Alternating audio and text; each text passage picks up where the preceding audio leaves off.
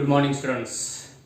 आज आपण क्लास 12 चा पार्ट फर्स्ट मधला ट्रिगॉनोमेट्रिक फंक्शन थर्ड नंबरचा टॉपिक ट्रिगॉनोमेट्रिक फंक्शन पाहतो.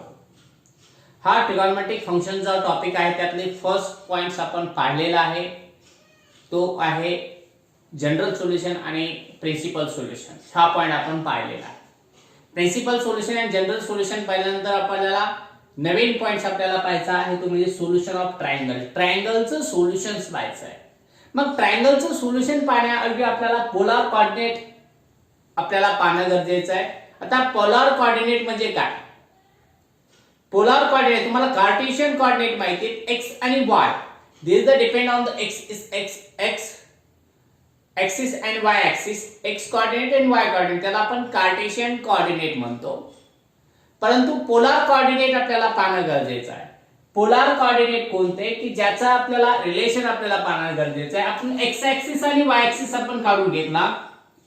x ऍक्सिस आणि y ऍक्सिस काढून घेतल्यानंतर इथं आपण ओरिजिन पासून एखादा पोल आपण घेतला, त्याला p पॉइंट घेतला आपण, आणि या p पॉइंटचं ओरिजिन पासूनचं अंतर डिस्टन्स जे आहे हे r डिस्टन्स घ्यायचं आहे. जे डिस्टन्स असेल इज द पोल, आपण ह्याला पोल म्हणायचं, OP इज अ पोल. आणि x आपण इथे घेतला तर x ऍक्सिस ची अँटी क्लॉकवाईज मध्ये जो डायरेक्शन अँगल तयार होईल, तो स्टँडर्ड अँगल्स तयार होईल in the anti clockwise direction is theta. तर याच्यामध्ये जे डिस्टन्स आहे OP चं r आणि जे अँगल आहे कोणता POX, this angle of the POX, the theta is the direction of the anti-clockwise directions. This is the angle between 0 is less than equal to theta is less than equal to 2 pi. This is the principal's values, the 0 to 2 pi in the anti-clockwise directions. Anti clockwise direction मध्ये जर आपण angle घेतला आणि this the आपण घेतला त्याचे angles on the positive axis, this angle are the theta and the distance of the pole O to P, this the polar coordinate. यालाच आपण पोलार कोऑर्डिनेट म्हणतो. म्हणजे P चे कोऑर्डिनेट आपण पोलार कोऑर्डिनेट आपल्याला तयार होतील r, थीटा. म्हणजे आधी सर्वात आधी काय करायचं आपल्याला त्याचं डिस्टन्स घ्यायचं आहे आणि डिस्टन्स आहे तो डिस्टन्स आणि त्याचे पॉइंट्स आपल्याला डिनोटेट करता येतात.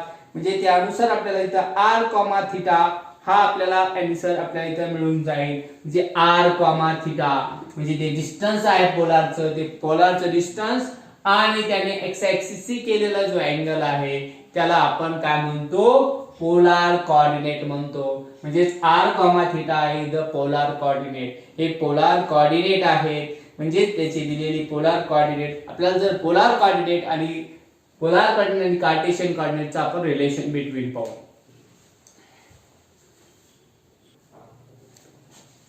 Relation between the polar and the Cartesian coordinate. Polar आणि कार्टेशियन कोऑर्डिनेट, पोलार आणि कार्टेशियन कोऑर्डिनेटचा आपल्याला रिलेशन सांगायचं. मग हे रिलेशन पाहत असताना आपल्याला आधी ग्राफ आपल्याला काढणं गरजेचं आहे. एक्स ऍक्सिस आणि वाय ऍक्सिस पण काढून घेतला आणि P पॉइंट घेतला आपण आणि तो पोल एक तयार करून घेतला OP. आता इथं आपण जर पाहिलं दिस द लाईन आपण काय घेतला O, या पॉइंट वरती आपण एक लाईन घेतलेली आहे. या लाईन अनुसार जर आपण पाहिलं इथं पोल आपण इथे घेतलेला आहे. पोल कोणता पोल घेतलेला, OP इज पोल घेतलेला आहे. OP हा पोल केलेला आहे आणि या पोलचं डिस्टन्स आपल्याला इथे गृहीत धरायचं. OP चं डिस्टन्स आपण काय घेतलं, r घेतलं. O पासूनचं डिस्टन्स जे आहे ते काय गृहीत धरलं आपण, r आपण डिस्टन्स घेतलेला आहे. आणि त्याने x ऍक्सिस शी केलेला जो अँगल आहे तो अँगल आपल्याला घेतला, angle POX is equal to theta आपण गृहीत धरलेला आहे. अँगल कोणता, POX हा जो आहे हा अँगल आपण काय गृहीत धरला, थीटा गृहीत धरला. तर इथे आपल्याला पोलार कोऑर्डिनेट मिळून जातील PR, theta. This the polar coordinate. आपल्याला हा जर आपण थीटा गृहीत धरला तर आपल्याला पोलार कोऑर्डिनेट आपल्याला इथे काय मिळून जाणार आहे, थीटा मिळून जाणार आहे. मग हा झाला पोलार कोऑर्डिनेट आपले झाले. पोलार कोऑर्डिनेट आपल्याला इथे मिळाले. पोलार कोऑर्डिनेट आता पोलार कोऑर्डिनेट P काय मिळाला, r, थीटा मिळाला. तर आपल्याला कार्टेशियन कोऑर्डिनेट आपण इथे गृहीत धरलेले आहेत. कार्टेशियन कोऑर्डिनेट म्हणजे P चे पॉइंट आपल्याला गृहीत धरायचा x, y. This is the Cartesian coordinate, म्हणजे याला आपण कार्टेशियन कोऑर्डिनेट म्हणतो. कार्टेशियन कोऑर्डिनेट जो दिलेला आहे आपल्याला, तो आपल्याला इथे करायचा आहे P x, y.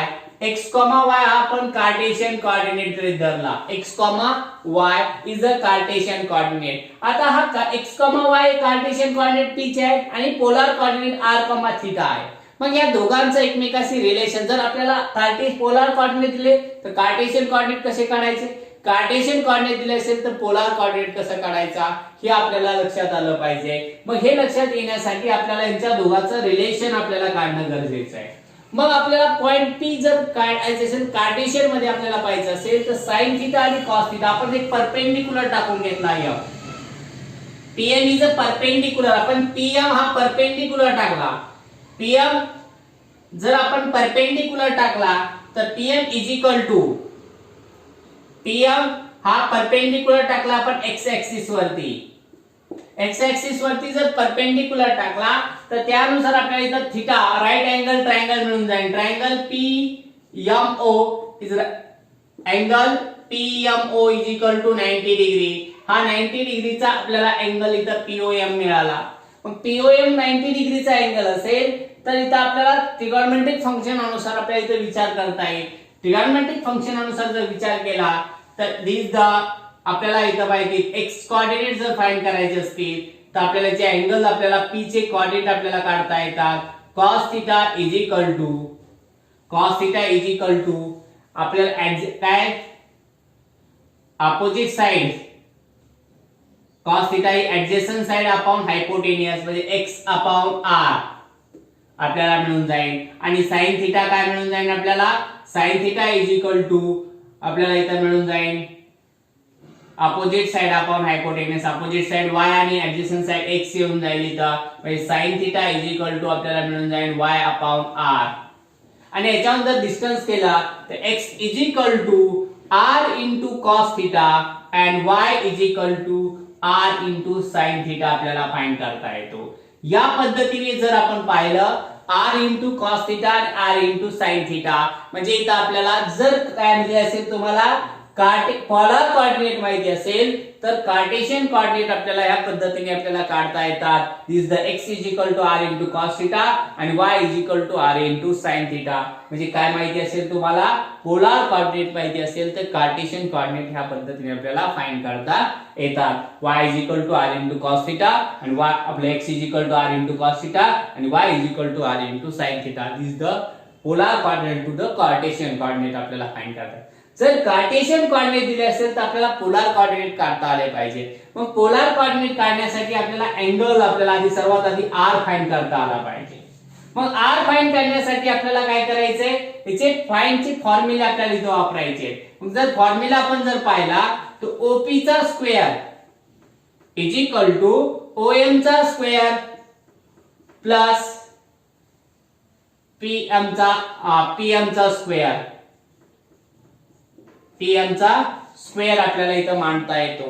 मग यानुसार जर आपण विचार केला तर या दोघांचं रिलेशन बिटवीन आपल्याला जर काढायचं असेल तर आपल्याला काढता येतं. किंवा दोघांचा आपण जर स्क्वेअर करून घेतला, x चा स्क्वेअर प्लस y चा स्क्वेअर, x चा स्क्वेअर प्लस y चा स्क्वेअर करून घेतला तर x ची व्हॅल्यू काय दिलेली आपल्याला r इंटू cos थीटा त्याचा square plus r into sin theta याचा स्क्वेअर करून घ्यायचा आहे. म्हणजे इथे येऊन जाईल answer r square into cos square theta plus r square into sin square theta आपल्याला मांडता येईल. म्हणजे x square plus y square is equal to r square common काढला तर cos square theta plus sin square theta, दोन्हीची value आपल्याला काय मिळून जाते, sin square theta plus cos square theta is equal to 1 किंवा cos square theta plus sin square theta असेल तरी त्याची व्हॅल्यू 1च येते. म्हणजे x square plus y square is equal to r काय मिळून जाईल आपल्याला, r व्हॅल्यू मिळून जाईल. आणि r चा स्क्वेअर आणि म्हणजे r is equal to in root मध्ये x स्क्वेअर प्लस y चा स्क्वेअर. या पद्धतीने आपल्याला हा r फाइंड करता येतो जर कार्टेशियन कोऑर्डिनेट माहिती असेल तर आपल्याला पोलार कोऑर्डिनेट मधला आर आपल्याला या पद्धतीने काढता येतो. आणि त्यानंतर डायरेक्टली आपल्याला tan थीटा हा अँगल जर काढायचा असेल तर tan थीटाचा वापर करावा लागेल. tan is directly relation to the y and x. This the formula of the y upon x. y upon x म्हणजेच y अपॉन x चा फॉर्म्युल्यानुसार आपण इथं tan थीटा अनुसार आपल्याला काय करता येईल, पोलार कोऑर्डिनेट आपल्याला फाइंड करता येतो. r काढण्यासाठी √x² + y² फॉर्म्युला वापरायचा आहे. आणि कार्टेशियन कोऑर्डिनेट म्हणजे आपल्याला थीटा जर काढायचा असेल तर tan theta y upon x या फॉर्म्युल्यानुसार आपल्याला व्हॅल्यू काढता येते. आणि this the angle is between of the 0 is less than equal to theta is less than equal to 2π. आणि जो पोलार कोऑर्डिनेट आपला जो अँगल आहे this the between of the 0 to 2π. 0 to 2π च्या बिटवीन मध्ये आपल्याला अँगल फाइंड करायचा आहे. म्हणजे tan θ y अपॉन x अनुसार आपल्याला पोलार कोऑर्डिनेट फाइंड करता येतात. आणि कार्टेशियन कोऑर्डिनेट जर आपल्याला पोलार दिले असेल तर कार्टेशियन काढण्यासाठी x r cos θ, y r sin θ. आणि जर कार्टेशियन कोऑर्डिनेट दिले असतील तर आपल्याला पोलार कोऑर्डिनेट काढायचे असेल तर r √x² + y². r ची व्हॅल्यू मिळून जाते. आणि tan θ y अपॉन x हा फॉर्म्युला वापरला तर आपल्याला काय मिळून जातं, पोलार कोऑर्डिनेट आपल्याला मिळून जातील. अशा प्रकारे तुम्हाला पोलार आणि कार्टेशियन कोऑर्डिनेट आपल्याला फाइंड करता येतात. आता सोल्युशन ऑफ ट्रायंगल काढण्याचे अजून काही रूल्स आपल्याला इथं पाहिजेत. आपण पोलार आणि कार्टेशियन कोऑर्डिनेट काढल्यानंतर काही रूल्स आपल्याला महत्त्वाचे आहेत. म्हणजे याच्यामध्ये आपण जर कोणता एक ट्रायंगल घेतला, आपण ट्रायंगल ए बी आणि सी आपण ट्रायंगल घेतलेला आहे. मग या ट्रायंगल अनुसार याच्या साइड सुद्धा आपल्याला ए ची अपोजिट साइड आपल्याला ए घ्यायची आहे, बी ची अपोजिट साइड बी आणि सी ची अपोजिट साइड सी. यानुसार आपल्याला त्याच्या लेंथ, ब्रेथ आणि बेस आपल्याला कंपेअरिंग करता येतात.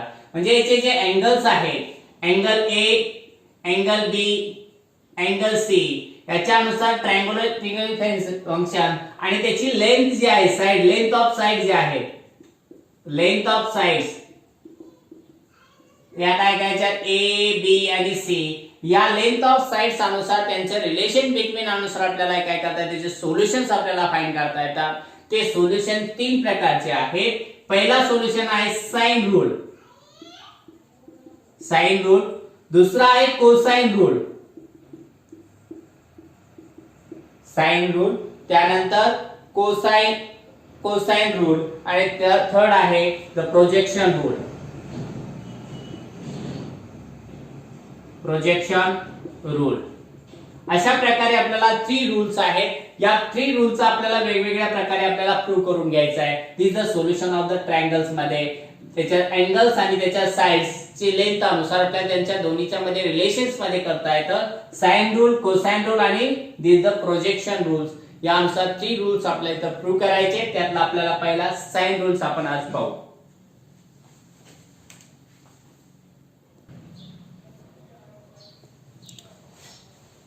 पहा साइन रूल आपल्याला पाहायचा आहे. साइन रूल आपल्याला दिलेला आहे. पहा, if A B and C the measure of the angle of the triangle ABC. आपल्याला अँगल एबीसी चे मेजर आपल्याला एबीसी गृहीत धरले. आणि A comma B and C are the length of the sides opposite to the angles A, B and C respectively, and then prove that A upon sin A is equal to B upon sin B is equal to C upon sin C and is equal to 2R. आपल्याला इथं घेता येतं, ते आपण नंतर prove करू. 2R means that the two radius, त्याला आपण काय म्हणतो, सर्कम रेडियस म्हणतो. आता सर्कम रेडियस आपल्याला कसा असतो ते मी आपण नंतर पाहू.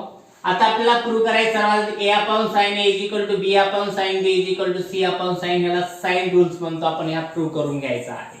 मग तो प्रूव्ह करण्यासाठी आपण इथं 2 फिगर्स आपण काढलेले आहेत.